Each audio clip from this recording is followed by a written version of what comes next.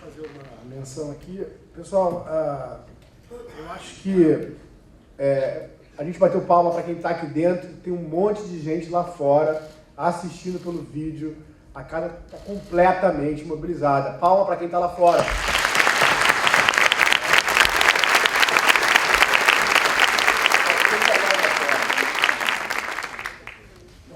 Finalmente o pessoal apareceu depois.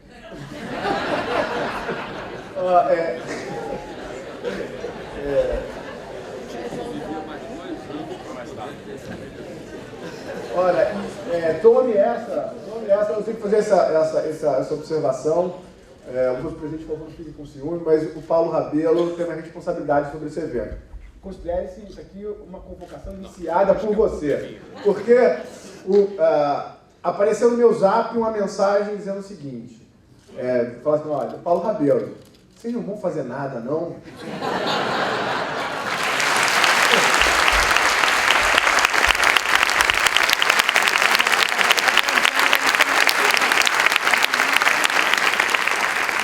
Eu pensei, bom, um presidente a gente já tem. Bom, eu quero agradecer ao Arthur, e agora fiquei sabendo que tem que agradecer também ao Paulo. Agradecer, eu já estou daqui direto para o Cilindró.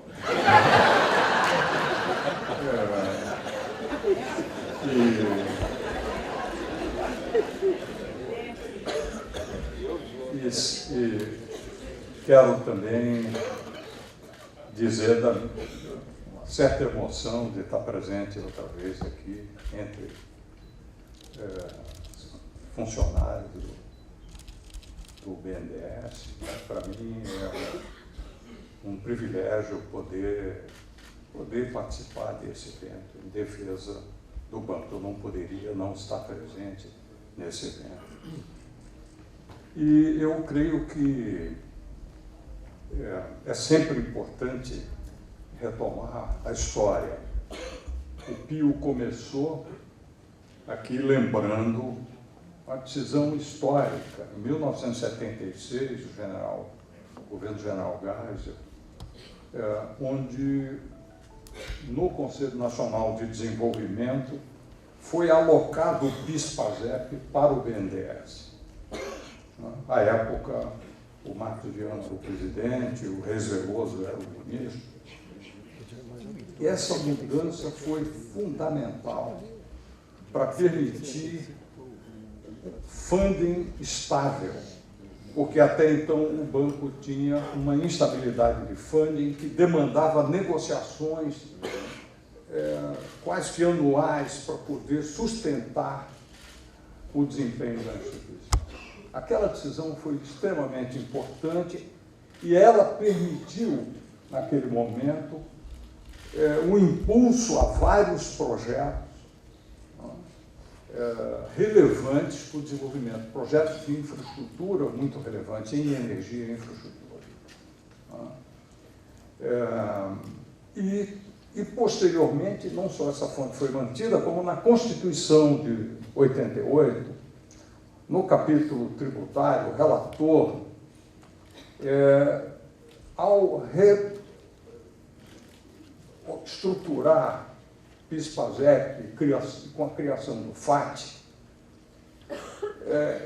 reservou constitucionalmente os 40% do FAT para o BNDES. Essa decisão, historicamente, também foi uma decisão fundamental para a Casa e para a instituição, porque ela permitiu prover funding de longo prazo estável para a instituição. E o FAT é exatamente isso, é um empréstimo de longo prazo, um empréstimo, na verdade, onde o banco não tem a obrigação de amortizar o capital, ele é quase um quase equity para o banco. E não só da estabilidade, ela tem uma funcionalidade, porque ela permite também que o banco gere um fluxo de serviço de juros para o fundo. Então, do ponto de vista da remuneração do fundo, ele é uma fonte relevante.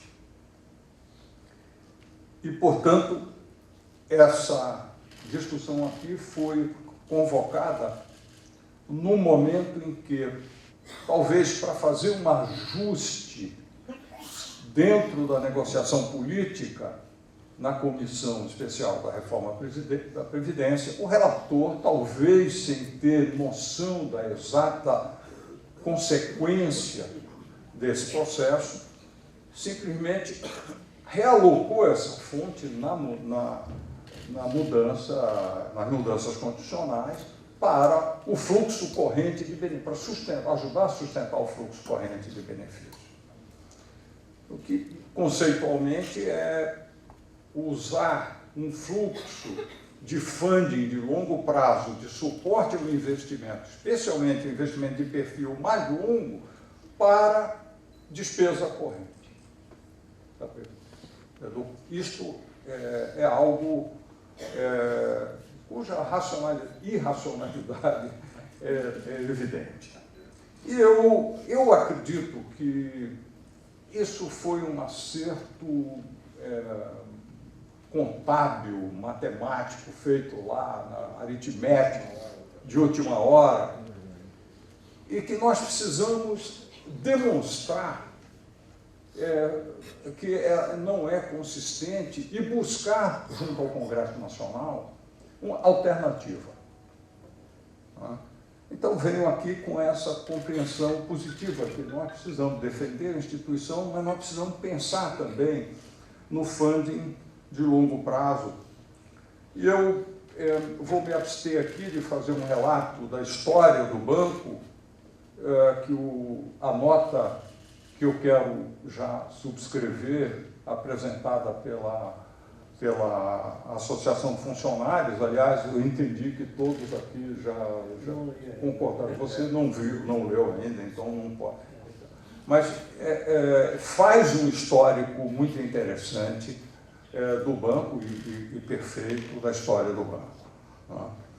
Mas o que eu queria não só resgatar essa história, mas dizer que ao longo dessa história, 67 anos, e ao longo de várias gerações de governo, a característica essencial é que o banco sempre se comportou, sempre de forma tecnicamente competente, com excelência técnica, com ética, com rigor e com compromisso com o desenvolvimento do país e compromisso também num regime democrático com as prioridades de qualquer dos governos que, legitimamente eleitos, colocaram o que está até na lei de criação do banco. O banco é um instrumento do desenvolvimento do país. E qualquer governo que tenha legitimidade democrática tem o mandato popular para estabelecer prioridades. Então, mas o relevante é aquilo que faz parte dos valores da instituição, não é? Que é ética, espírito público, compromisso com o desenvolvimento e excelência técnica. Os 4 valores da instituição. Então, eu, dito isso, queria olhar o futuro. O país vive um momento de cansaço, de desencanto, no 4º ano consecutivo de recessão ou crescimento pífio, com alto desemprego. O país, a sociedade, anseia por emprego, por desenvolvimento, crescimento econômico. E nesse momento, e hoje é um artigo extremamente interessante, lá no Valor Econômico, né, mostrando por várias fontes diferentes o enorme hiato de produto. Nós temos ainda uma ociosidade em geral, média na economia, muito alta. E, portanto, embora em setores específicos possam existir impulso ao desenvolvimento, ao investimento privado, na média, não parece viável que, no curto prazo, o investimento privado possa impulsionar a recuperação econômica. Não. Da mesma forma, o consumo. As famílias haviam se endividado no ciclo econômico até 2013. Depois que veio a recessão e o desemprego, a alavancagem não só cresce, a alavancagem do setor família, mas ela se torna quase opressiva para uma grande parte. E isso requer um penoso processo de desalavancagem do setor de famílias, onde puxa o freio de mão em qualquer endividamento novo. É claro que a distribuição de renda no Brasil é tão desigual que o topo da pirâmide não está afetado por esse processo, mas a grande base da sociedade está. Não é realista, portanto, pensar que um novo ciclo de crédito ao consumo, que o consumo possa crescer de forma dinamizadora para puxar e ocupar o hiato de produto de uma forma rápida, como ocorreu em vários outros momentos de recuperação da economia brasileira, na história econômica brasileira. Portanto, para não saltar a equação de demanda efetiva, é preciso referir também ao setor externo. É pouco plausível esperar que o setor externo possa ser um motor de recuperação forte da economia, como foi, por exemplo, na saída da crise de 80 a 83, onde o setor externo ajudou a recuperar rapidamente, já de 83 para 84, o crescimento da economia, porque o câmbio tinha depreciado muito, os seus fatores ajudavam, e o mundo ingressava num período favorável, depois da rodada do Uruguai, de abertura e de dinamização do comércio internacional. Nós estamos hoje, na verdade, com um prospecto para a economia mundial, a curto prazo, onde existem mais nebulosidade, algumas nuvens escuras, do que um céu de brigadeiro. A guerra comercial Estados Unidos-China,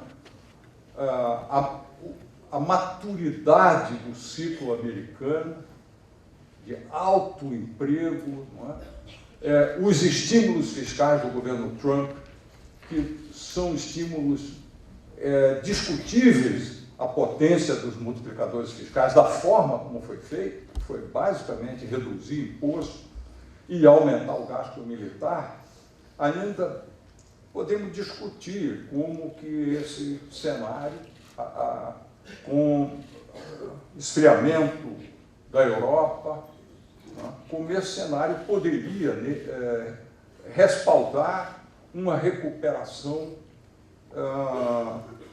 suficiente da conta comercial brasileira, de forma a ajudar a recuperação da economia. E, portanto, a conclusão que se pode chegar, do ponto de vista macroeconômico, é que o investimento em infraestrutura, que sempre foi um eixo fundamental do BNDES, no seu papel de articulador, de estruturador e principalmente financiador de longo prazo para a infraestrutura.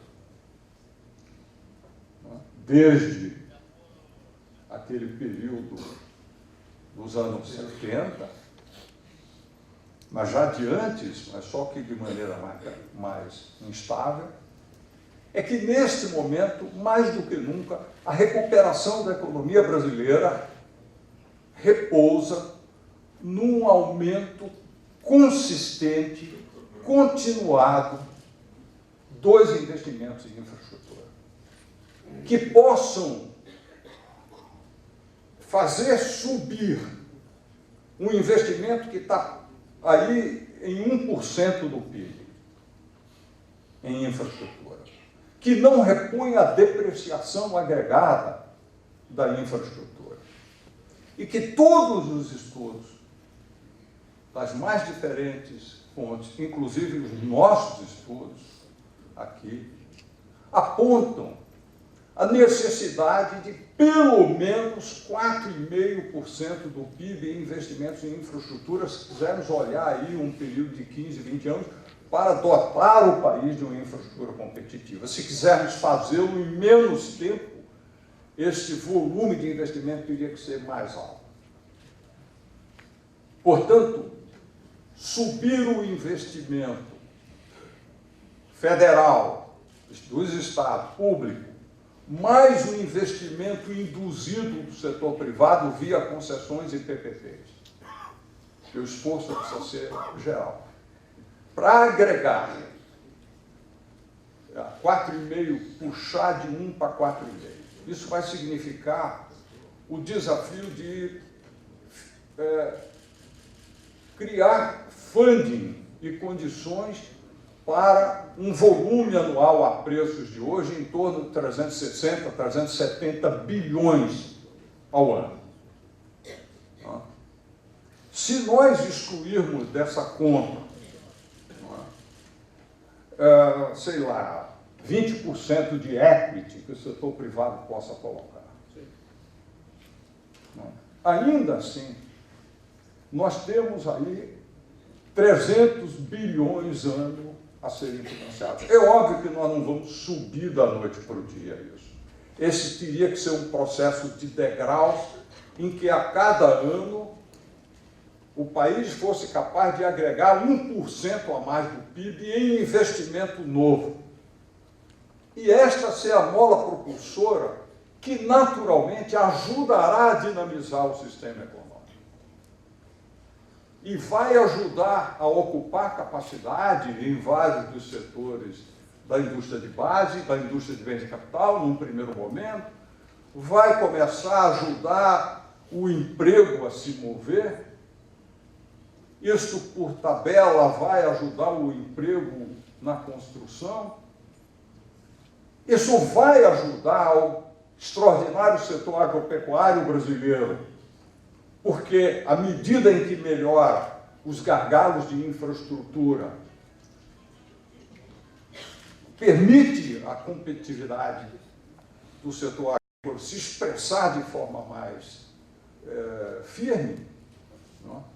Portanto, a infraestrutura tem todas as virtudes para um projeto de médio e longo prazo de recuperação da economia brasileira. E me parece que ela é a grande via possível de pensar um projeto de recuperação. E isto desemboca na questão de como financiar 300 bi adicionais ao ano. A resposta tem sido de que o BNDES pode ser substancialmente encolhido porque o mercado de capitais dará conta deste desafio. E eu quero aqui expressar minhas dúvidas a respeito da escala possível de financiamento pelo mercado. E posso fazê-lo com a tranquilidade de quem trabalhou muito para criar, não sozinho, mas com o apoio de muitos aqui da casa. Não é? Trabalhamos muito para criar as debêntures de infraestrutura. Não é? A lei de debêntures de infraestrutura não surgiu do nada. Ela demandou uma articulação política com o sistema bancário privado, com a Ambima, com o sistema produtivo, não é? Para que ele não fosse inviabilizado. E nós temos orgulho de ter ajudado a criar isso, porque nós acreditamos que a parceria entre o BNDES e o mercado de capitais é uma parceria extremamente frutífera e que deve ser aprofundada.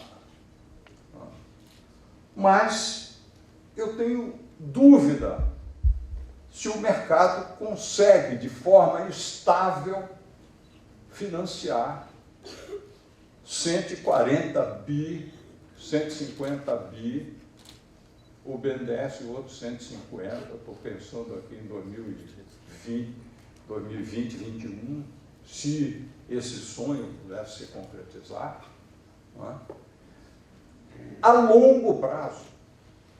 Eu não tenho dúvida que o mercado de capitais brasileiro tem um potencial de carregar poupanças e estruturar poupanças em volume muito maior, mas nós estamos falando de financiamentos longos, nós estamos falando de projetos greenfield, nós estamos falando de projetos que não têm receita colateral securitizável, que torna fazer um project finance muito mais fácil.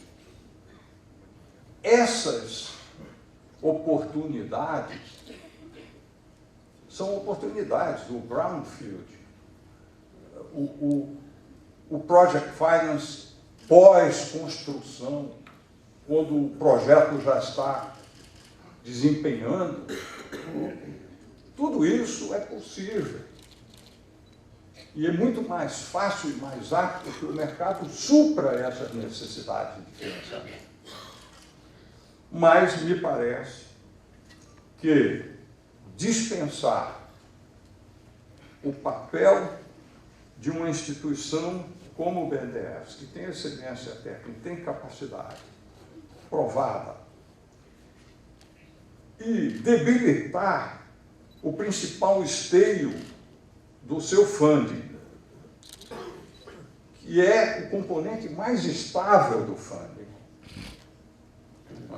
significa, no meu entendimento, frustrar a possibilidade de um projeto de recuperação do país. Por estrangulamento de funding. E não me venham apontar que o financiamento externo, a captação externa em grande escala, seria uma alternativa.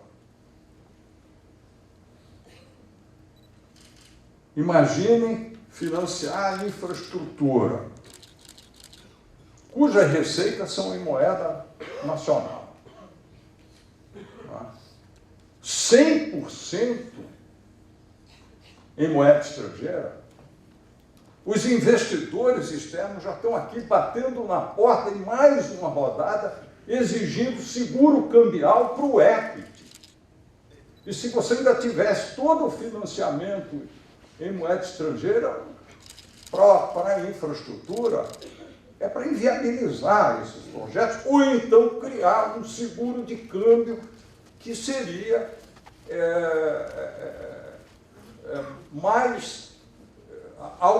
muito mais intratável e instável do que as diferenças de captação e da TJLP, que foram alvo de tanta crítica no passado. Seria uma emenda muito pior que o soneto. Então, ter uma fonte de funding estável, ter uma fonte de funding confiável de longo prazo, me parece absolutamente essencial. E, nesse sentido,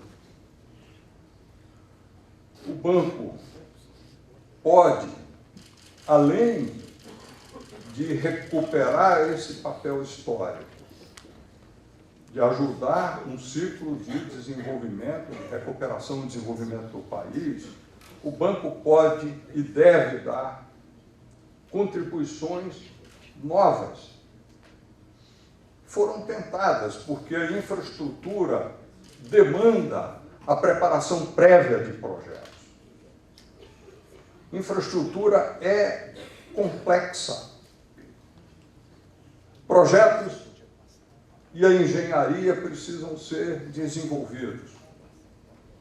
A estruturação e a modelagem, se estivermos falando de PPPs, então, ou de concessões, demandam um expertise técnico e econômico e financeiro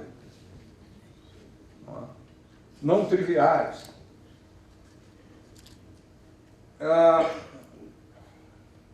A estruturação do financiamento, estivermos falando de project finance, então, nós sabemos a complexidade de estruturar garantias, a complexidade de estruturar seguros. Não é fácil mover uma fronteira de investimento de infraestrutura de grande escala e engajar o setor privado em grande escala sem dar conta de todas essas dimensões. Para poder, inclusive, engajar o mercado em grande escala, é preciso previamente criar essas condições. O mercado não se engajará maciçamente em financiamento de longo prazo, sem garantias, sem um sistema de seguro, sem projetos de alta qualidade bem e consistentemente elaborados. E, portanto, isso não acontece da noite para o dia. E essa é uma tarefa relevante para a nossa instituição. Eu vou terminar. Tu já me desculpe, a gente se entusiasma. É o tempo decorrido sem um microfone. É o tempo decorrido, exatamente. Mas eu quero... Eu vou aterrissar aqui para concluir. E eu queria fazer apenas uma ponderação final, que são duas ponderações finais rápidas. Uma é uma preocupação com o funding a longo prazo, porque nós estamos defendendo o FAT e estamos discutindo a questão da Previdência, que é uma questão muito relevante para o país. Não é? E não nos move aqui o desejo de não ver a Previdência adequadamente financiada. É importante que isso fique claro aqui. Nós não estamos fazendo uma queda de braço para uma coisa contra a outra. E a ponderação que eu queria fazer, depois talvez o Paulo possa trazer alguma luz a esse tema, porque eu sei que esse é um tema que é muito caro há muitos anos. Sim. Não é? É que a base do emprego, a estrutura do emprego vai mudar aceleradamente com a inovação tecnológica, com a digitalização da sociedade, etc. A pergunta é o seguinte: será possível, a longo prazo, confiar que as bases atuais de estrutura, de fiscal, de suporte à Previdência, permanecerão incólumes a essas mudanças, ou deveríamos, certamente, eu acho que sim, pensar em novas bases? E isso, portanto, desloca a discussão, em parte, da reforma da Previdência para a reforma tributária. E é difícil pensar uma coisa consistente sem a outra. Eu não vou entrar mais a fundo, talvez se tiver uma oportunidade. Esse era um ponto que eu gostaria de fazer, à luz também das nossas preocupações com o longo prazo do próprio FAT. Porque nós temos que pensar se a longo prazo o FAT, ou se não deveríamos pensar também numa reforma tributária, como assegurar essa estabilidade de funding de longo prazo.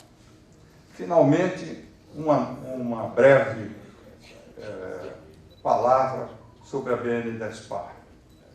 Me perdoem, ela não é exatamente aqui o tema, mas eu queria só lembrar alguns números. A BNDESPar é uma geradora líquida de caixa para o sistema BNDES. Entre 2007 e 2014, gerou 2015, desculpe, gerou 23,5 bi de caixa para o banco. Portanto, os investimentos novos em participações acionárias para os chamados, entre aspas, os processos de consolidação empresarial necessários, né, chamados campeões nacionais inadequadamente, não foram feitos com recursos subsidiados do Tesouro Nacional, e sim com recursos próprios da BNDESPar. E esta falsa noção ganhou ares de verdade estabelecida, embora seja uma fake truth. Então, um ponto. Segundo, a BNDESPar também foi uma fonte extremamente relevante de lucros para o sistema. No mesmo período, de 2007 a 2015, gerou 16,5 bi de lucro. Não fora o impairment feito em Petrobras, porque em 2015 o preço internacional do petróleo caiu para $30, e isso destruiu e levou a impairment em todas as empresas de petróleo do mundo. E é importante chamar a atenção que o balanço da BNDESPar segue rigorosamente o IFRS, não é um balanço inflado, é um balanço realista de mercado. Como ela é uma empresa que reflete todas as normas de mercado, atua em condições de mercado, né, e é extremamente bem sucedida se nós olharmos o seu portfólio. E se nós olharmos o desempenho recente dos lucros do banco, nós vamos ver uma contribuição extraordinária da BNDESPar nos últimos anos, após a recuperação da Bolsa. Me perdoem essa digressão, mas é porque essa pseudo-verdade estabelecida, ela precisa de uma correção.